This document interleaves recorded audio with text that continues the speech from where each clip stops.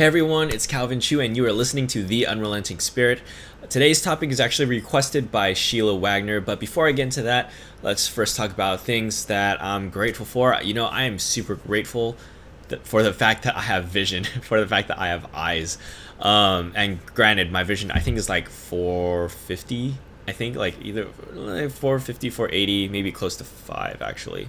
I should know this. I don't know off the top of my head, but I was actually talking to one of my friends, Iris Liu, this past Sunday at church, and we were just discussing, how expensive glasses are and how expensive like LASIK surgery is, and even though like those are things that like are expensive, the fact that we have the option to improve our eyesight is something that we really take for granted. I mean, consider people who are like born blind. Like, oh my gosh, I don't know if I could ever read, I think it's called braille, like just with my fingers. It's insane. So if you got vision, even if you got bad vision, be thankful and be grateful that you're able to see. All right, something that I am proud of myself for today, I actually cleaned my desk, which is, I mean, you guys probably don't know about this, but I'm actually a slightly messy person. It's like orderly disorder. I know where things are, but it's just I've got stuff piled on top of each other. So I took the time today to reorganize my desk. My room is going to be tomorrow. So for those of you who are like watching this video on YouTube, you can kind of see that I got some stuff on the floor. Obviously, I got like some beds some clothes that are just cleaned on my bed I need to sort out. But yeah, I'm super proud of myself for finally getting down to doing it. Something positive about someone else. Wow, I actually I thought about this prior, but let's go with, Jillian Hing. So Jillian is someone who's in my group of content developers or content creators, whatever you want to call it, and she just always has this insanely positive outlook on life, and I've hardly ever seen her down, and like even when she's down, she's got her mind on like positive things in life, and not making it all about her. Like, she thinks so unselfishly. It's like, it's really inspiring to me, and it's something that I strive to do. And that's something that's really great about her, and honestly, she's one of the hugest inspirations in my life. Even though I've only met her, or that I've known her maybe for like 2 months now, maybe it's 2 months, but anyways, she is an amazing person. If you don't know who she is, you can like check her up on Instagram. I think her tag is like officially _jelly now. I'll probably put a link to her Instagram or something in the description of this video. But yeah, definitely check her out. She's a really amazing person, and you should totally get to know her. So back to today's episode. As I said, it was requested by Sheila Wagner. We were actually just talking maybe like 3-4 hours earlier today. And we discussed how my new Instagram account has overtaken hers that she'd been working on for a while. And so I just figured I'd actually share some of my strategies. So I don't think I'll have time to go over everything, but I'll definitely share a lot, or if not most, of what I do. Just to give you some context, I used to have an account that was like around almost 2,100 followers. Which, I mean, I guess as like a guy who's only doing videos of like vlogging videos is, maybe not the best, but hey, I was at 2K. I think that was after like 4 months of really trying out Instagram. But I recently started a new account, which is, I think it's going to be a month old in just a couple days, or at least a couple days of me like finishing my old uploads and then starting over again. And I think I just hit like 608 or 610 followers. So that's kind of like the context of this. So yeah, I was able to get like over 600 followers in less than a month's time. So if you do everything that I mentioned in here, you should be able to at least grow your following by like at least 100 in a month. I don't see why you wouldn't be able to grow more. It also depends on what content you have. On my official or my main Instagram account, it's literally all just like 15-second vlogs. And then I have like a story highlight section that features some of my photography, but honestly, most people really just visit my Instagram for my vlogs. And they're only 15 seconds long. There's like hardly any content. It's literally just highlights. But yeah, let's get into some actual Instagram strategy. So one of the things that I've been doing a lot lately is comment, or not just commenting on other people's posts, but using the reply thread options under other people's posts. So for example, I'll use Gary Vee as an example because I used to listen to a ton of Gary Vee. I listen to him here and there still, but I'll always check on his Instagram page. And someone like him, he's got a ton of followers, almost all of them like in the entrepreneurial or business space or like lifestyle, like fitness coaching and all of that. So what I do is I go to his posts. I don't even like make a post about the content itself, but what I'll look for is people who've actually spent some time to comment on his post. So people who like clearly put at least some thought of it, usually like 2 to 3 sentences. What I'll do is I'll either like or I'll comment a reply to their comments, or I'll just do like one of those. Sometimes if people are saying like, oh wow, this is like a really great video, blah blah, it changed my life, blah blah, something like that, then maybe I'll just like toss a like on there. Like I'll like their comments. Or if it's something that I feel like I can reply to and like actually have a legitimate response, I'll actually reply to that comment. So I'm not putting a comment under the content itself. I'm looking at other people's comments and hitting that little small reply like text right there. And I'll usually either one, I'll encourage the other person, or two, I'll tie it into like maybe it's something that I've struggled in the past. Either way, just trying to keep the conversations really positive.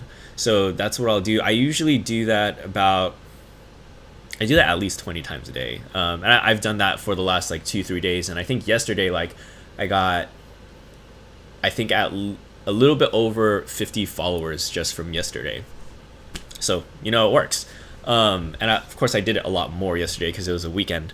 But this is something that you can easily do. I would look for the people in your niche. Like Gary Vaynerchuk is like in a lot because he's kind of viewed as like a coach or a social media guru, which is like great. You can still comment under his stuff.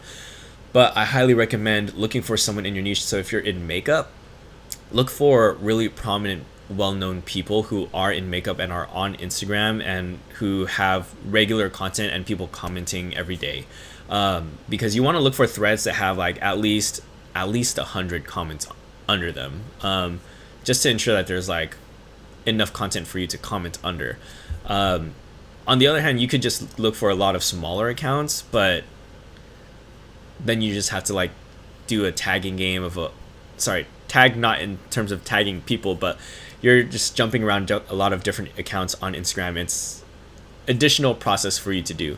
So, just pick a few people that are like really influential, go to their posts, look through their comments, look for people who are actively engaging, and like those comments and reply. What this does is it pops up a notification for those people, and like they see that you commented under something that they care about. Because when people comment under a post, it's usually because either one, the comment really spoke to them, or like two, they absolutely just adore the person they're following, or three, like they really care about it goes to the first reason, which is the content really spoke to them. So you're getting really high quality leads, air quoting leads right there, because these people are basically your leads and you're trying to convert them into followers, right? So yeah, just reply to a comment. Since they're commenting under the same niche as you, it's highly likely that if you have good content, they'll like to follow that as well. And replying like gives them a notification, they'll see your stuff. The reason why that's important, that's also why just liking the comment works as well. It doesn't convert as easily because like some people just see like, oh, this person liked my comment, whatever. It's still good, but it's just not as effective as replying to their comments. The reason why that's important is because there are very few ways for people to actually discover other people on Instagram other than the explore page. Oops, I think I just accidentally tapped the mic there.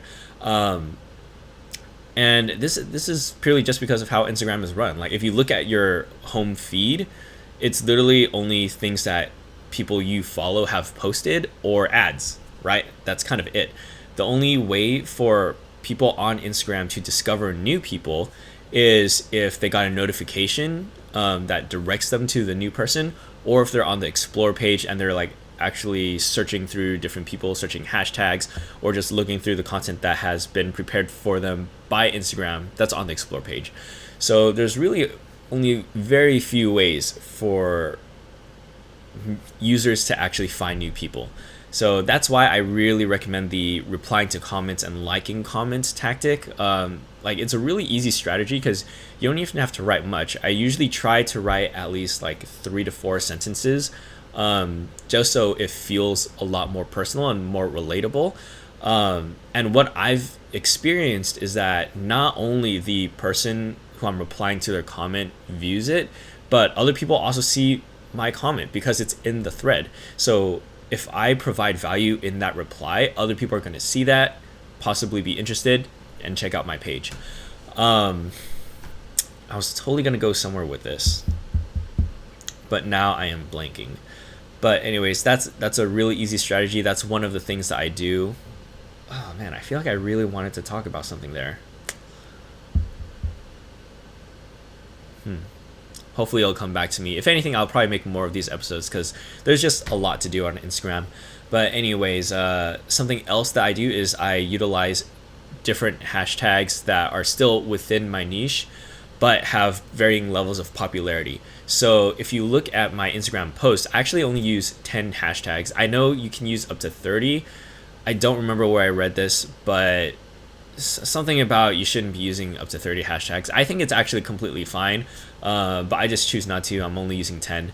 What I do is I have a few tags that I use that are from really, really popular hashtags. So like 2 million and plus.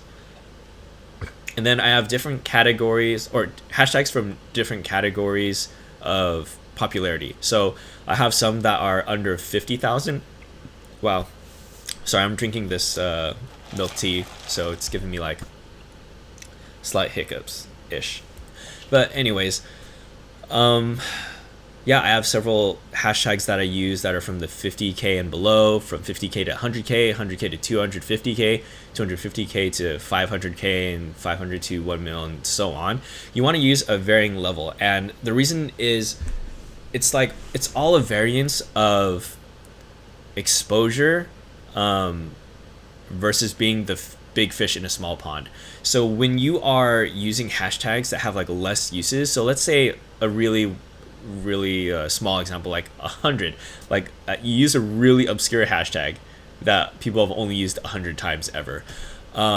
If your post gets a lot of engagement, your post will show up in the top posts whenever someone searches that hashtag.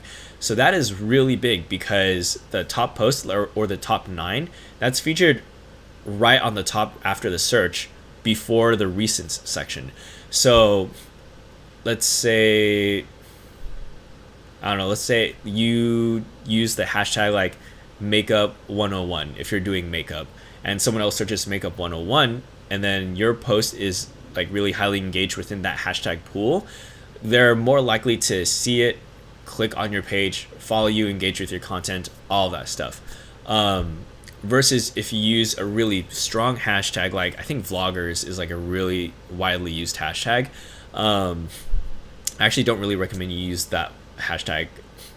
Actually, I mean, you can, you don't have to. Everything with a grain of salt. But a big hashtag like that has a ton of users. So that means that a lot of people are also actively searching that hashtag, or at least the chances are a lot higher.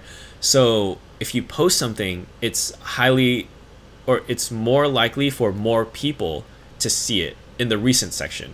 Because the stronger the hashtag you use, the less likely you'll make it into the top 9, but you'll still appear in the recents section. And that is the opportunity for you to reach a whole lot of people really fast.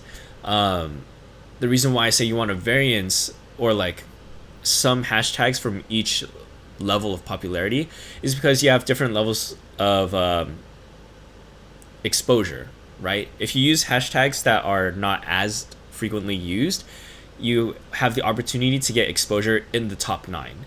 And then as you keep going up and up, you have the opportunity to to get exposed to more people because more people are searching that hashtag, but you might not necessarily land in the top 9 posts. So that's why you want to use like that kind of scale. I personally like I think I have a bank of about 30 something hashtags. And I think I have maybe 3 to 5 from like different points on that scale. So I know I have one that's like 25K and below, 25K to 50K, 50K to 100K, kind of like that. So I literally just went on Instagram and I searched relevant hashtags and I made a list of where each of these hashtags fall. And I just organize them in a way so I make sure I'm using some from each category every day. And I also like developed like different banks or like different lists of the hashtags to use so I can rotate between them each day, because you don't want to use the same hashtags every day. I think that's one of the ways you can get shadow banned. I'm honestly not 100% sure on the shadow ban algorithm, but you won't get shadow banned if you're rotating between hashtags. So do that. Look for a bunch of hashtags that are within your niche or niche. I don't know how to pronounce that. Develop 7 different lists, assuming that you're doing daily posts. So you can use one list on Monday, one list on Tuesday, one list on Wednesday. And then that way you'll get a very even level of exposure across the week, and you'll get a really nice variance of exposure across hashtags. It's honestly a really strong, easy strategy. It just takes a little bit of time up front. If you need help searching hashtags, like what you can do is look for people who are influential within your niche, and look at their posts, look at what hashtags they're using. So that's a technique that I use a lot, because I look at, Peter McKinnon stuff, I look at Chris House stuff, Chris Winter, Jesse Driftwood, like all these people who are in photography, videography, or even like Gary Vee, for example, and Travis Robertson. All these business motivational speakers. You want to look at what hashtags they're using, because obviously they're, for the most part, getting the social media game right, and you can use that as a reference.